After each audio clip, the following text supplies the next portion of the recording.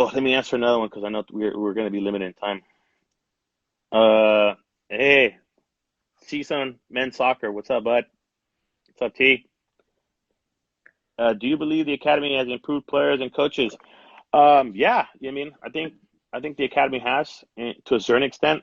Um, this is just my personal belief. I mean, it's great. It's really helped produce players and really um, has forced people to really continue to educate themselves. So yeah, I think there's more better coaches out there, and it's definitely has improved the level. Um, as far as coaches, yeah, obviously there's not all of them are to the level of Terry Davila, but for the most part, yeah, man, it's definitely. I'm going up against if I'm at strikers and I'm going up against a Real Salt Lake team or LA Galaxy team. Yeah, you're forced to get better. You're forced to do your work. You're forced to learn, you know, how to do tactics and how to read the game and read strategies, read trends, and things like that. So yeah, I believe it's helped to a certain extent. Yes. FedEx. Yeah, this FedEx guy, legend, former NPSF Player of the Year, big time. How much of what you've learned from your U.S. coaching lessons have you applied in your sessions? So, great question, actually. And I get this question a lot as I mentor and I help the younger coaches.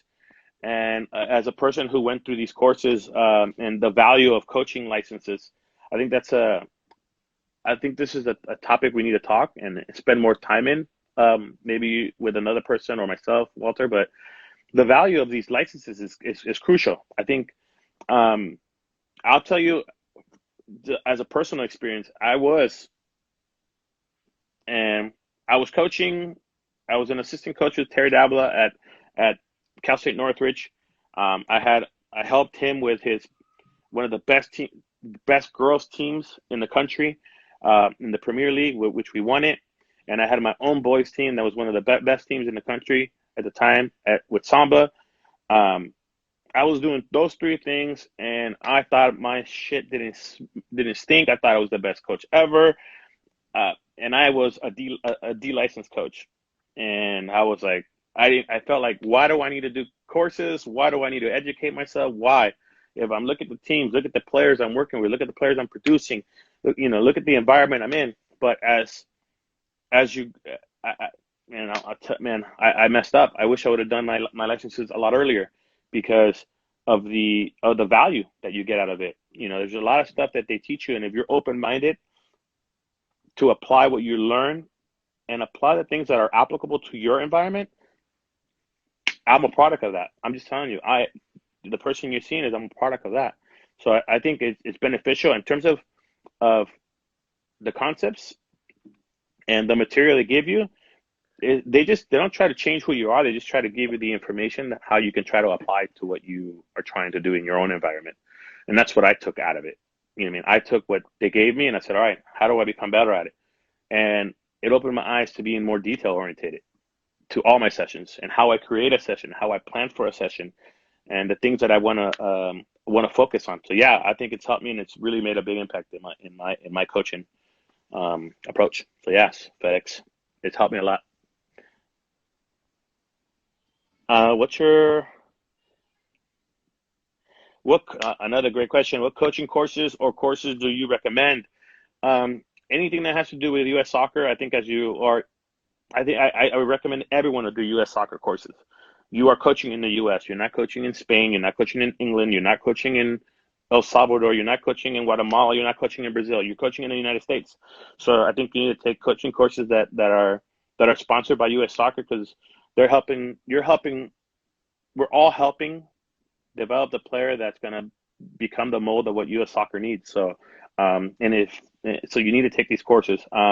There's a lot of them out there. Cal South runs a little LA 84. They have seminars. They have courses. I know that I did one, um, a German methodology course through Cal South. So everyone does things. I think there's a great platform now where people are sharing their methodologies and courses in terms of that, which is also great. I recommend it. I mean, I would say anything that has to do with U.S. soccer because you are coaching in the U.S. Um, what's your ultimate personal career coaching goal? Well, the ultimate goal obviously has been to try to coach at the highest level possible. I mean, I always wanted to work with at a pro level, and I'm kind of working there now with NISA. Obviously, other than the season being shut down because of the coronavirus, but NISA. The next step from that is USL. If not USL, MLS. That's obviously the small, the short term goal. Um, on the national team, working more with the the youth national teams, the 15, 16, 17s, 18s, working in that environment. That's always a goal of mine. I've done the first step, which I'm now working with, the national team camps, which is a big thing. But being the actual coach of the 17s and 18s, where you're working with the elite players, that's also would be great. Let me see who else. How early should you start analyzing film on Huddle? You know what I mean? On Huddle, they start from U14, so I don't think you spend a lot of time at the younger age, but definitely 16s you should start having some kind of knowledge or understanding of how Huddle works and how you can break down videos, and that's something I do with players. I break down videos and help them analyze them a little bit in terms of things that they can improve on, concepts of the game within the strategy of their own coach. So yeah, I would say 15, 16, 17, 18s for sure. Importance of private training. This one's a good one. I mean, I used to do private training a lot in my earlier stages, so um, I'm a little bit, but I think private training, it has value, and I know it's a sensitive topic because a lot of people work on it, and it's become a big thing now, a big fad. And I think it does add value. And I'm not going to take anything away. Anything that gives the opportunity a kid to touch the ball more and work on the ball, it's great. The only thing I would try to challenge all you private training guys or anybody who wants to get private training is make it game related. Make it game related. That's all I ask. I mean, that's all I tell my players.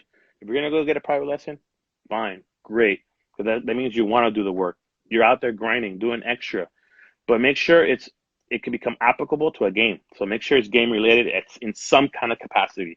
If it's checking your shoulder, having your eyes up, improving your vision, being comfortable receiving the ball without looking at it, like little things like that. I think it will go a long way.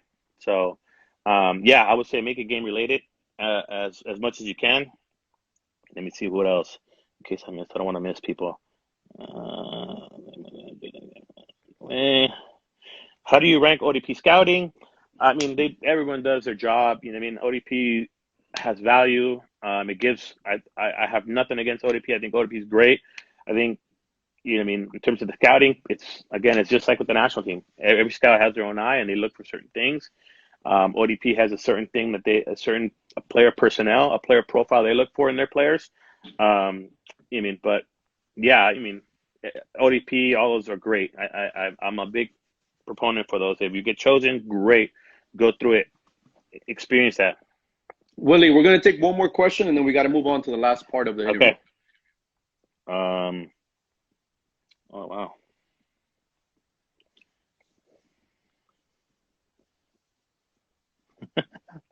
Oh man, some of these questions. Wow, it's too many, man.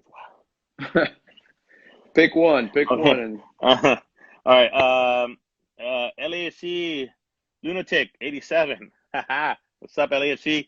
What would you recommend? What would you recommend coaching at high school at least one through your? What would you recommend coaching at a high school at least one through your coaching career? Um, you know what I mean? I kind of understand what you're saying. Like, do I recommend people coaching high school? I think anywhere where you can get some experience to lead and motivate, and it can be a positive experience, to be honest. There's not one place better than the other. You know what I mean? It's just um,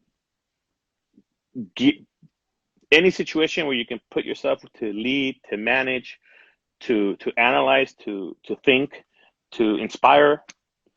it'll help you mold in creating your own coaching philosophy. I think it's helpful.